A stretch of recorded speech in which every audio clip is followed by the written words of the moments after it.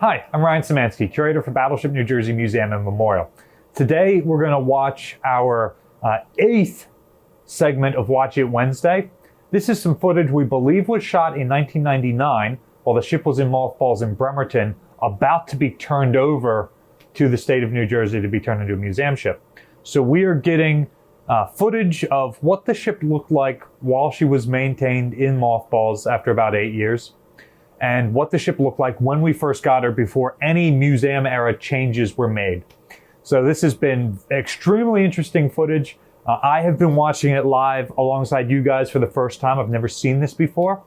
So these are my first impressions of seeing this footage. Just a little disclaimer here. Their camera work is even worse than some of our camera work in the lighting of the spaces, and it's a 1990s era VHS recorder that somebody's got on their shoulder as they go around. I really need somebody to be playing the tuba while the guy ambles through the ship. That's the soundtrack that's going in my head as I'm narrating what we're seeing, at least. Also, in addition to it being kind of shaky footage, you're going to see some real hard cuts from they're looking at something, they're going in a direction, and all of a sudden they end up somewhere else. Not sure what was going on there when these videos were edited or put together. But you guys who've watched this channel for a while probably recognize that sort of technique. So, without further ado, I've got no idea what's going to be in this footage. Let's jump back in.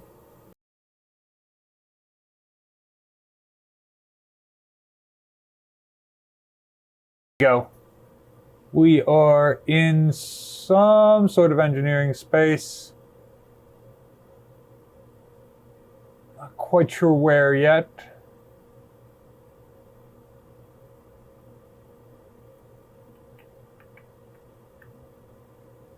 What am I looking at here? Oh, we might still be in after steering? No? I don't recognize this at all. Oh! We're off of Broadway in one of the air conditioning rooms. I recognize the sailor art on that. This is not on the tour route. We do not get to go in there very frequently. So this space used to be the firemen's washroom, so they could clean up before heading back to their berthing spaces. It's right off of Broadway, and at some point it got converted into a workshop. This ship really focused heavily on engineering and damage control and that sort of stuff, as you can see as we go into this damage control workshop. And they made a number of alterations to the ship to facilitate that. So the ship has more offices, dedicated damage control, maybe even more repair lockers than their sister ships, because they really focused on that on New Jersey. That was just the culture. So we've been in some of these spaces before. You're seeing the framing. The holding bulkhead is to our right, and to our left is the backer plate that holds the armored belt onto the ship. You can see some like big round, there's one in the corner there. Those are covering the bolts that hold the 12.1 inch armored belt to that backer plate. You can see a lot of spare parts stored in here, just like they would have been in service.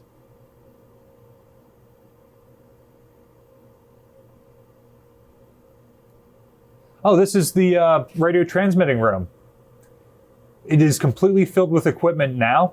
It's not 100% accurate to what would have been in there in the 1980s, but it is representative of what was used by the U.S. military throughout much of the ship's career, and it all works. So we have been able to strip parts and rebuild this space to functioning. If you would like to see that space as it should look, I know Iowa still has their equipment. I think Wisconsin does too. I think Missouri and New Jersey had theirs gutted though for whatever reason. West Coast versus East Coast ship thing. The rules for demilitarizing a ship are kind of loose. So the different places doing them tend to do completely different stuff. So your different museum ships. Ooh! Did you see all those canvas bags with cement in the bottom? That is for throwing all of your messages overboard if the ship is sinking, so that it will sink and destroy any of the paper. So this is the starboard side, looking forward, just behind the radio transmitting room. That's interesting that they have those original bags there. I have seen some on the ship, but I wasn't sure if they were from strip trips or other things. Here we are on Broadway again. This is the Oil King's office. So where all the fuel tank levels are, so we can monitor them.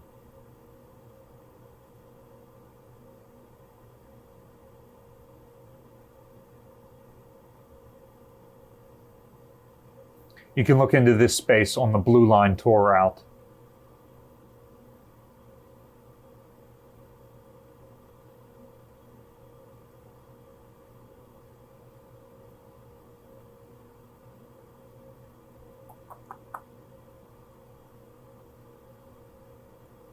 All right. Heading down a passageway here. Okay, the passageway leads to a 5-inch magazine. We're looking outboard. This is probably the port side of the ship. Again, we're going through the holding bulkhead, looking at the backer plate for the armored belt. I believe we're looking aft now. Notice the shelves are not full, but there is still a lot of original equipment sitting around here.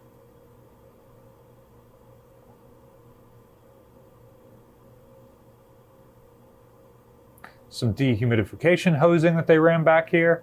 It looks like it's doing its job, despite being uninsulated and outside of the air conditioning boundaries. This space looks immaculate. The paint hasn't started to pop off yet. You can see the brown primer everywhere that it had popped off. That's probably something that the guys maintaining here at the shipyard did. No bare metal allowed. Bare metal rusts. Interesting, the magazines are still padlocked and they're not open for dehumidification. Maybe that's why we haven't seen any gun turrets or magazine spaces so far. Even though we're, probably 2 hours into watching these videos.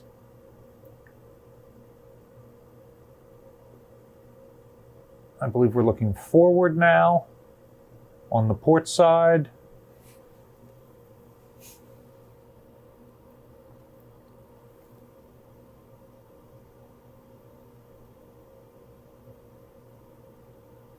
I can totally understand this camera work being jumpy as you're trying to get around those frames.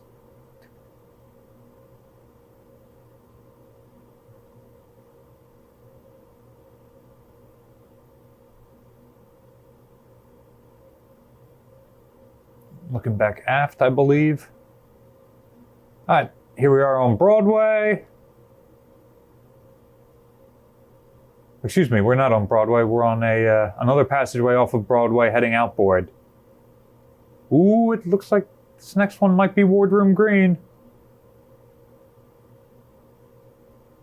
Another air conditioning space.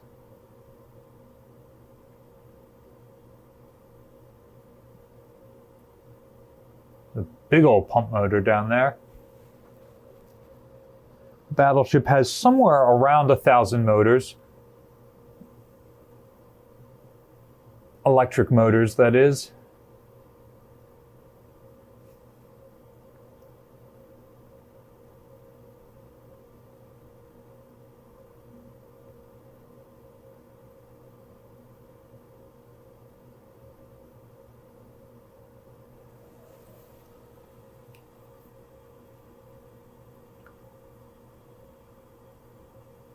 Oh, it is painted white. It's just that light that was making it look green.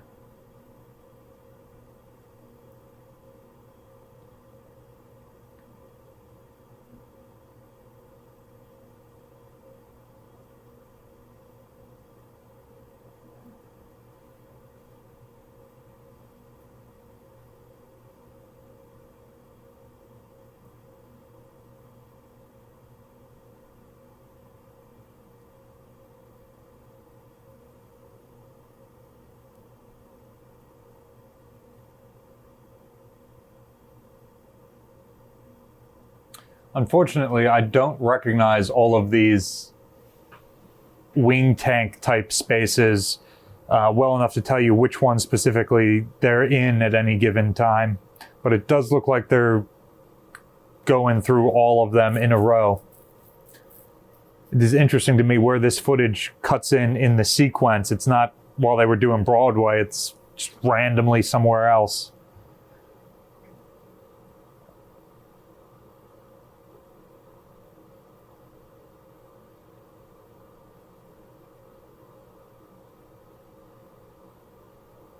Ah, the oil lab. We're pretty far aft at this point, heading towards the telephone exchange room outboard on the starboard side,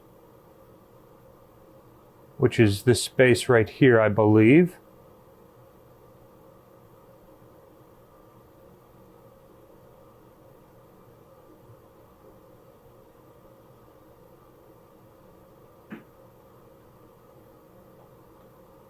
Still some equipment in the lockers. I love that.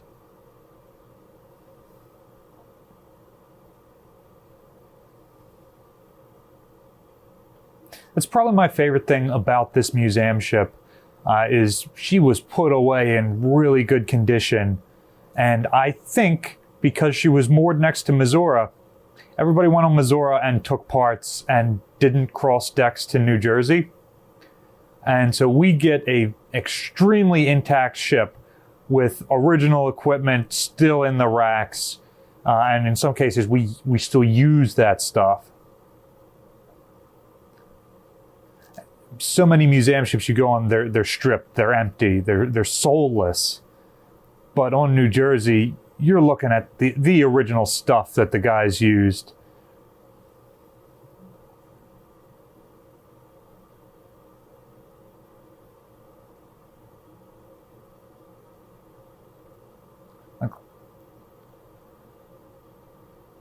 Again, not all these shelves are filled, but so many of them are.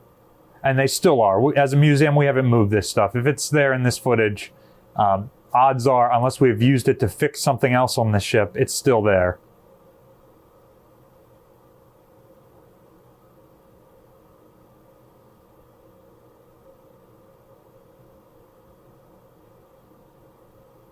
Here's the AFFF mixing station, or one of them. Blue for freshwater. Green and red striped for the AFFF. We're in a repair locker now. There's a carpenter's crosscut saw for cutting wooden shoring, some fire axes. What we got there? Couldn't quite see that shelf well enough. Okay, so here is one of the plots, probably after secondary plot. Those bags are the fuses that should be in each of those switches.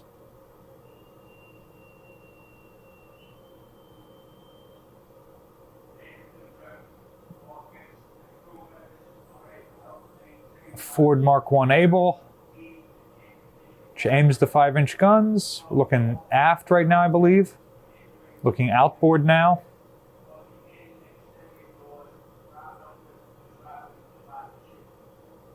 And this should be inboard.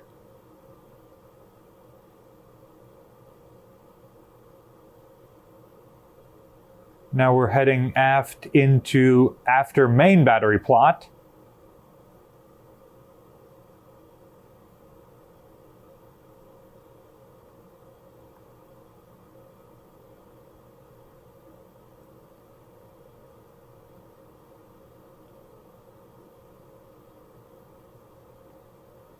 Notice this is where the Mark 48 shore bombardment computer should be, which means that it is already missing at this point. So it was almost certainly removed when the ship was decommissioned.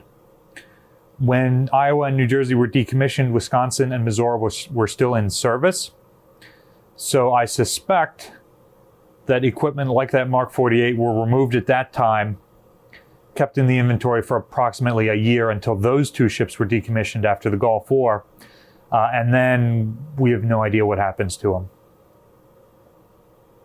If you have a Mark 48 computer at home, give your boy a ring. I would love to get my hands on one to complete that space.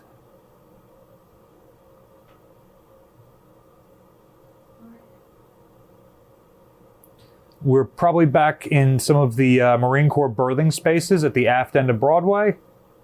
This is Aft Ic Internal Communications. So there should be a gyro compass right there.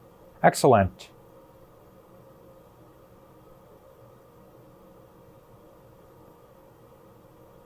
Heading outboard. Again, you got those little baggies with the fuses.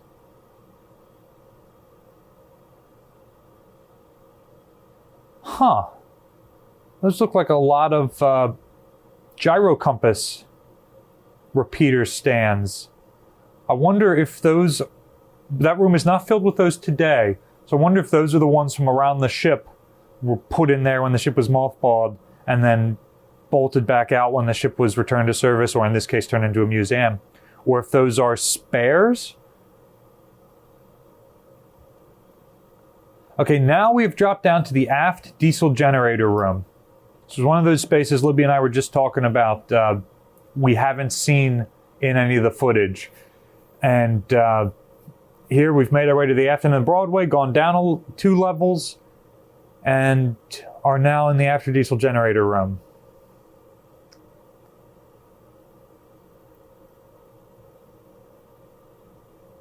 Some staining in the bilges there.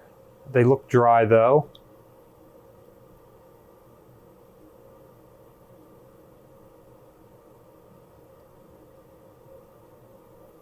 Some of the things I'm looking for, in addition to is equipment there or not there, is what's the condition of the paint? Is the metal under rusting? No, we're not seeing any of that. What's the condition of the bilges? Is there any evidence of standing water in the bilges? No, absolutely not.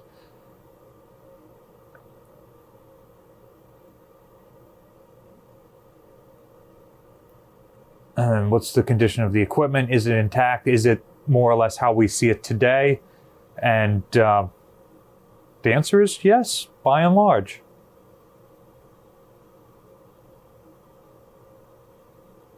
Okay, now we are in number 3 engine room, which we also are in. If you jump back 2 videos to our episode 6 of this series, we're in the lower level of that engine room. That hard cut off of the Garfield comic is the actual 90s footage. That's not something we did to try and get out of copyright infringement or whatnot. You're looking at this footage unaltered in its original condition. So I'm not sure why they hard cut away from that sailor's art.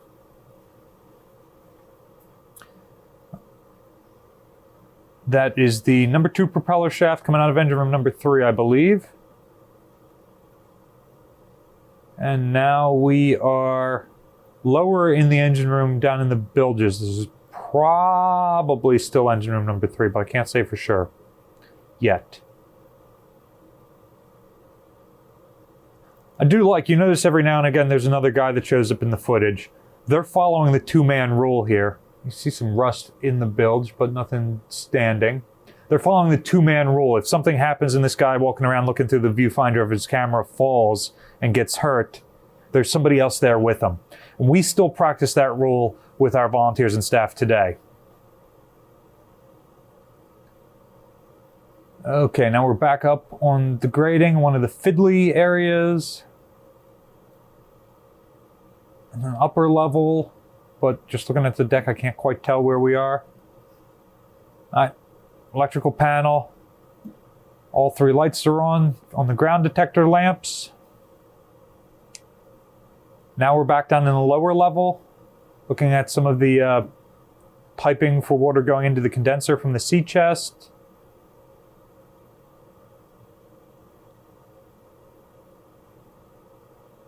I'm liking what I see in these bilges, guys. I'm really loving what I see in these bilges. Look, when this ship was decommissioned, those bilges would have had standing water and oil and all sorts of other slop in them. And either the crew or the shipyard, probably the crew, went through and cleaned that all up. And it is still clean to this day. So these videos continue to jump around from weird parts of the ship. They're not at all the next area I'm expecting to see. So it keeps me on my toes. Lets you guys know I'm honest when I say that I'm watching this live for the first time alongside of you. Again, the condition of this ship is magnifique. Exactly what you want to see out of a mothball ship, and not what I have seen in other ships that are in the mothball fleet that I've been allowed to go on. So the condition of this vessel is a testament to the guys who took care of her while she was in mothballs for those 8 years, but really a testament to that last crew that went through the work of putting her to bed the right way. And it shows. It shows in the material, the material condition of the ship still to this day, and in what we're seeing from footage that's 20 or 25 years old at this point. So, if you've got any comments or anything you'd like to talk about with this video, we've got the comment section down below here, and we've also got my Facebook page. There's a link in the description below. If you'd like to jump over to that Facebook page and shoot me a personal message, we've got less people over there, so I'm more likely to be able to answer you. If you're talking about the video here, make sure you put a timestamp in there of what area it is so I can look it up. We make one of these videos every single day of the work week, so and they're often airing a couple of days after we filmed them, so I can't quite remember what I said or what was going on there. Battleship New Jersey receives operating support from the New Jersey Department of State, also from a number of other businesses and private individuals like yourselves. There's also a link in the description below if you would like to donate to support us. Your support is what allows us to keep the ship in this good material condition, and we really appreciate it. You can also support the museum by liking, sharing, and subscribing so more people find out about us and our channel. Believe it or not, there's still people out there that don't know we exist. Thanks for watching.